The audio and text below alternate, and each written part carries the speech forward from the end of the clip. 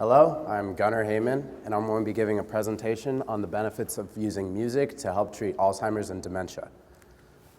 The first question we should ask is, what is dementia? Because many people believe it is a specific disease or disorder, but rather it's actually a term used to just describe symptoms. There's many different types of dementia. However, the most popular one, or rather most notorious one, is known as Alzheimer's disease. Alzheimer's disease is a degenerative brain disorder. It causes memory loss, and there are 3 different stages. There's the early stage, which results in things such as misplacing car keys or forgetting where you left your license. There's mid-stage, which could include forgetting where your house is, forgetting locations of streets. And then there's late stage, which includes losing the ability to walk and losing the ability to speak. The population affected is primarily over the age of 65. However, as years go on, we're starting to realize that younger and younger people are developing Alzheimer's. There are over 45 million people in the world suffering from some form of dementia, and predicted by the year 2050, there will be over 130 million people.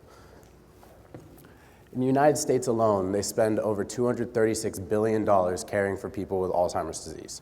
And Alzheimer's ends up killing over 700,000 people annually. And 1 in 3 people over the age of 65 will die with some form of dementia. Now, sadly, there is no cure for Alzheimer's disease. There's only treatments to try to slow it down and keep it from getting to the late stage.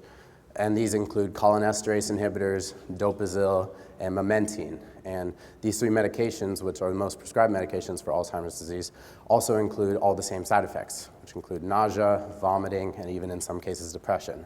And someone who is already suffering from the burden of Alzheimer's and dementia, it's really hard to be able to have those side effects. And I'd like to share a quote from a documentary titled Alive Inside. And it is, "In medicine, we focus on numbers. We are too focused on treating the disease rather than the person." And this quote spoke to me because through my work with my CBSL, as well as dealing with other people with ailments, I've learned that there is a lot more to health than just blood pressure or cholesterol. It's about the humanity and dignity of the person. It plays so much into health, and I believe it is not properly thought of when medical officials look at it. So then comes in music therapy, which is what my senior project is, and it's designed towards addressing that humanity side of medicine that we don't think of.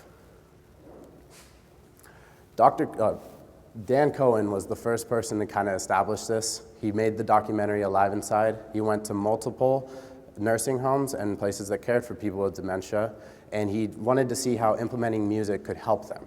And he found out through his research that it actually helped a tremendous amount. Not only did it bring happiness and overall lighten the mood of them, but it was also able to help them bring back certain memories. And the reason that works is because of music association. And what music association is that our brain creates pathways between hearing a certain song and attaching it to a memory. So if you were to hear a song on the radio, you might remember something that happened a week ago. The same way, if we sing a Christmas carol, you might think of a time years ago.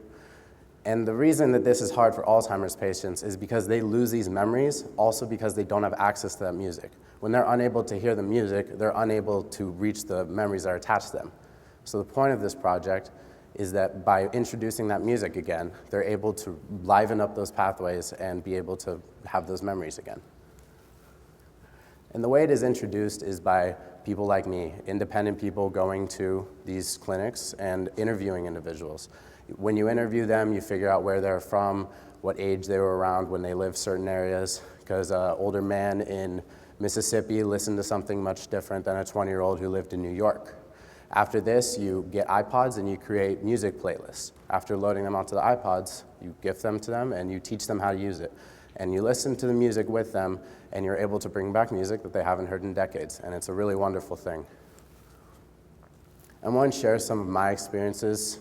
We always talk about CBSL being a really happy, really just amazing thing to do, and it is to some degree, but this project has been nothing short of an emotional roller coaster, because you have the highs of it where I get to sing about champagne with an 80-year-old war vet and just sharing the moment of happiness with him. And then there's also the downside to it where I'm talking to a woman and she doesn't remember my name halfway through the conversation.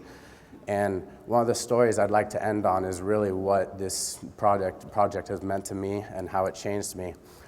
Before starting this, I thought, like many people, that Alzheimer's patients were people who were shells of former humans. They were, they had an inability to really process what was going on, and that I wasn't so sure about the project because I thought I was just going to talk to someone who wasn't able to talk to me. And then I sat down with a woman who really changed my whole perspective when she communicated to me that she knew she had a daughter, and it hurt her so much knowing that her daughter would come and she would not be able to recognize her daughter. And the rest of her family she would not be able to know, but she knows she has it, but she doesn't have the memory of all the time spent with them.